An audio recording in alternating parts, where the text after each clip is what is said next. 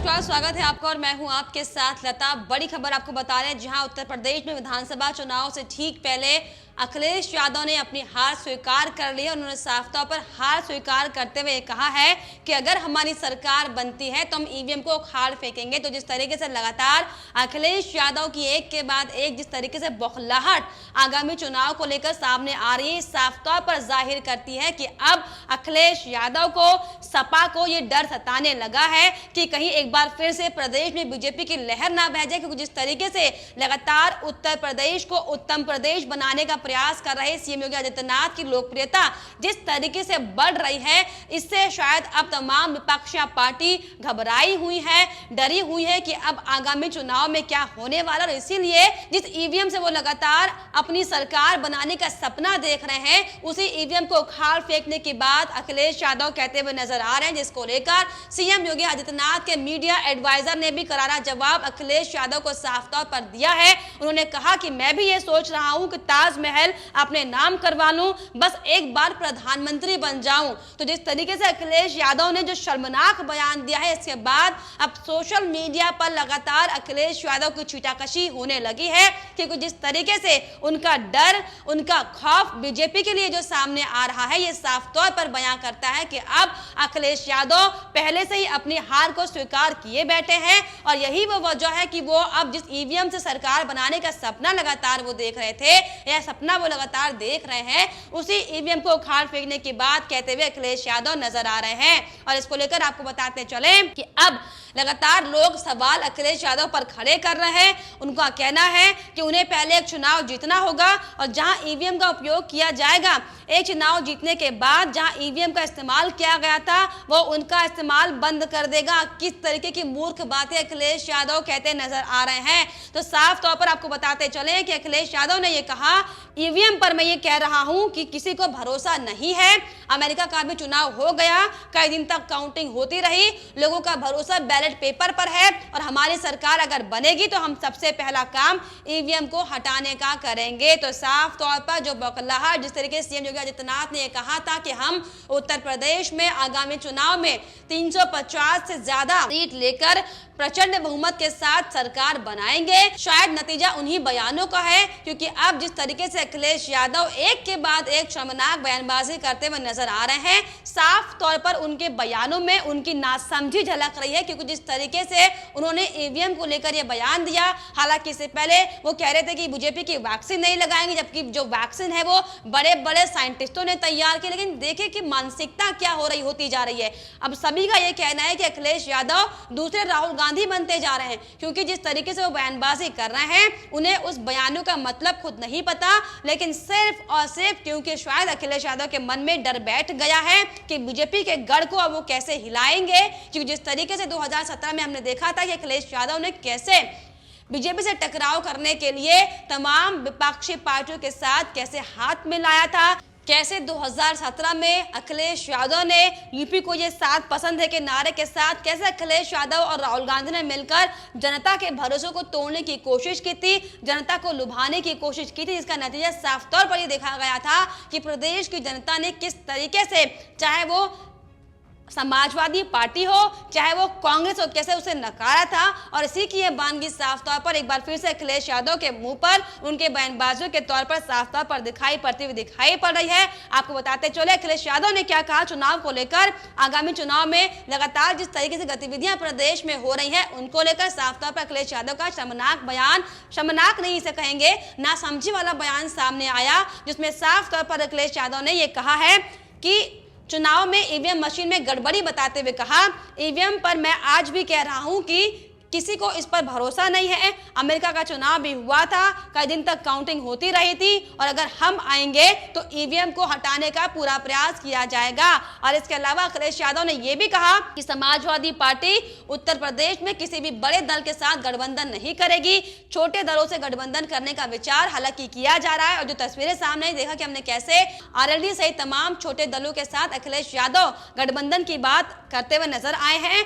और जिस तरीके से विधानसभा चुनाव चुनाव का जो बुखार अखिलेश यादव पर चढ़ा हुआ है, जो जीत का बुखार चढ़ा हुआ है, इसको लेकर अखिलेश यादव भी ये कह रहे हैं कि वो उत्तर प्रदेश में 350 सीटें लेकर अपनी सरकार बनाएंगे। और इस तरीके से उनका ये भी कहना है कि उत्तर प्रदेश में भाजपा इतने फासले से हारेगी जिसकी आप कल्पना भी नहीं कर सकते। तो देखिए कैसे तमाम जो विपक्षी पार्टी है, चाहे हम अखिलेश यादव की बात करें, चाहे हम राहुल गांधी की बात करें, कैसे ओवर कॉन्फिडेंस में आकर लगातार बौखलाहट उनकी दिखाई पड़ रही है कि वो अब इस तरीके से तमाम तरीके की बातें कर कर ईवीएम में लगातार गड़बड़ी का रोना रोकर अब वो ईवीएम को उखाड़ फेंकने की बात करते नजर आ रहे हैं। और इसके अलावा आपको बताते चले कि अखिलेश यादव ने सीएम योगी आदित्यनाथ की ओर से बहरूपिया बताए गए वाले बयान पर पलटवार भी करते हुए कहा कि आप खुद देख लो बहरूपिया कौन है, मेरी तस्वीर लगा लो, दूसरे की तस्वीर लगा लो तो पता चल जाएगा बहरूपिया कौन है। पूर्व मुख्यमंत्री अखिलेश यादव ने सीएम योगी की तुलना इशारों में सीता हरण करने वाले योगी भेषधारी रावण से भी कर दी। उन्होंने कहा कि आपने रामायण पढ़ी होगी, सीता हरण कैसे हुआ, सीता हरण आप बताएं कैसे हुआ था। तो जिस तरीके से लगातार अपमानित करते हुए जिस तरीके से अखिलेश यादव ने बयान दिया है, ये वाकई बेहद शर्मनाक है। और जिस तरीके से आपको बताते चले कि अखिलेश यादव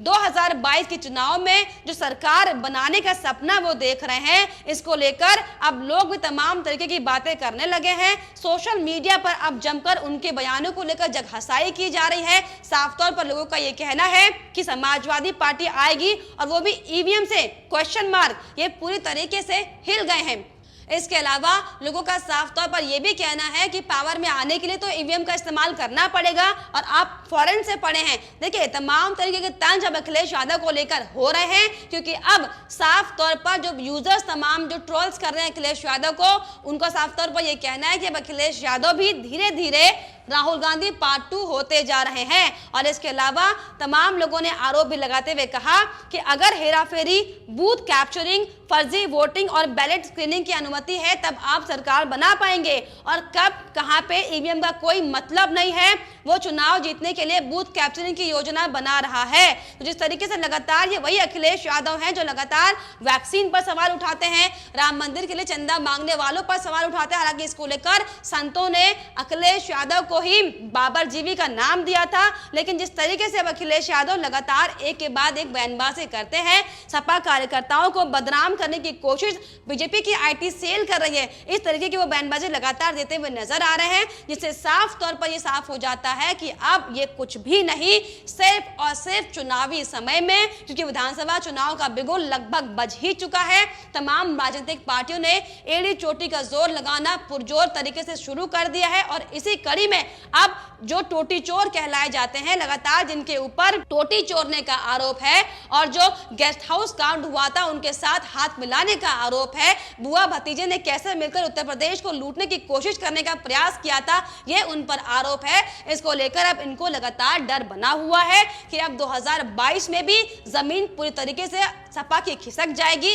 और इसको लेकर अब तमाम तरीके की बयानबाजी अखिलेश यादव देते हुए नजर आ रहे हैं। तो जिस तरीके से सीएम योगी आदित्यनाथ के मीडिया एडवाइजर मृत्युंजय कुमार ने करारा जवाब अखिलेश यादव को दिया है, ये साफ तौर पर बहुत शर्मनाक बयान अखिलेश यादव ने दिया, जिसका जवाब इस तरीके से लगातार अब लोग भी उनको देते हुए नजर आ रहे हैं। क्योंकि जिस तरीके से हमने देखा था कि कैसे 2017 के विधानसभा चुनाव में, कैसे चुनाव से ठीक पहले मुलायम कुनबे में जिस तरीके से जो फैमिली ड्रामा देखने को मिला था, साफ तौर पर हमने देखा था कि कैसे लगातार अलग अलग मुद्दों को लेकर फैमिली ड्रामा सपा की पार्टी में हुआ था। फिर चाहे वो मुलायम यादव की बात करें, फिर चाहे अखिलेश यादव की बात हो या फिर शिवपाल चौथा की बात हो, कैसे गठबंधन के नाम पर अलग अलग प्रतिक्रियाएं सामने आई थी, कैसे सीटों के बंटवारे को लेकर अलग अलग प्रतिक्रियाएं सामने आई थी। और इसी को लेकर लोगों ने साफ तौर पर मन बना लिया था कि 2017 में सपा, बसपा और कांग्रेस की सरकार को नहीं लाना है, क्योंकि नीति विरोध जाकर लगातार ये सिर्फ और सिर्फ जनता को बरगलाने की कोशिश करने का प्रयास था।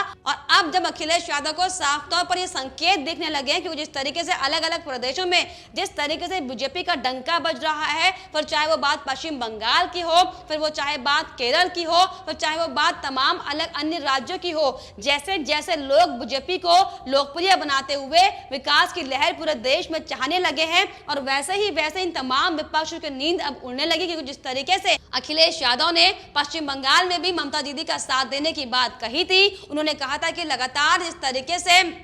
लोकतंत्र की हत्या की जा रही है और इसी कड़ी में वो ममता दीदी के साथ हैं और पश्चिम बंगाल में होने वाले चुनाव में ममता दीदी का समर्थन करेंगे। लेकिन साफ तौर पर अब वो अपना ही गढ़ बचाने में नाकामयाब से दिखाई पड़ रहे हैं। उत्तर प्रदेश में आपको बताते चले 2022 में विधानसभा चुनाव है जिसकी रणभेरी बच चुकी है। तो चाहे बात करें प्रियंका गांधी वाड्रा की, जो लगातार पश्चिम यूपी को साधने के लिए अलग अलग जगह पर रैली करती हुई दिखाई पड़ रही है, और वहीं टोटी चोर के नाम से कहलाए जाने वाले अखिलेश यादव जिस तरीके से झूठी बयानबाजी कर जिस तरीके से योगी सरकार पर तमाम आरोप लगाकर जिस तरीके से अखिलेश यादव राजनीतिक रोटियां सेकने का जो काम कर रहे हैं, इसका जवाब 2022 में जनता एक बार फिर से देगी। क्योंकि अखिलेश यादव एक के बाद एक, चाहे वो कानून व्यवस्था हो, चाहे वो सुरक्षा व्यवस्था हो, इसको लेकर कई सवाल योगी आदित्यनाथ पर खड़े कर चुके हैं। उनका ये कहना है कि उत्तर प्रदेश में महिलाएं सुरक्षित नहीं है। लेकिन अगर बात करें 2017 से पहले की, तो कितनी महिलाएं सुरक्षित थी हम सब ने देखा था। और जो आंकड़े सामने आए थे कि कैसे उत्तर प्रदेश में लूट, हत्या, गैंगरेप की वारदातें जितनी बड़ी थी, उसको लेकर अखिलेश यादव के पास कोई जवाब नहीं है। लेकिन अब जब उत्तर प्रदेश को उत्तम प्रदेश की ओर आगे बढ़ाया जा रहा है, तो अब अखिलेश यादव लगातार छटपटाते हुए दिखाई पड़ रहे हैं। और उनकी छटपटाहट इस कदर सामने आ रही है कि अब वो जिस ईवीएम से जीतने का सपना देखते हुए दिखाई पड़ रहे हैं, उसी ईवीएम को प्रदेश से उखाड़ फेंकने की बात कहते नजर आ रहे हैं, जिसको लेकर अब तमाम तरीके की सोशल मीडिया पर भी उनके ऊपर छीटाकशी होती हुई दिखाई पड़ रही है। फिलहाल आपकी इस पर क्या कुछ राय हमें कमेंट बॉक्स में जरूर लिखेगा। साथ ही साथ हमारे चैनल को सब्सक्राइब करना भी ना भूलें।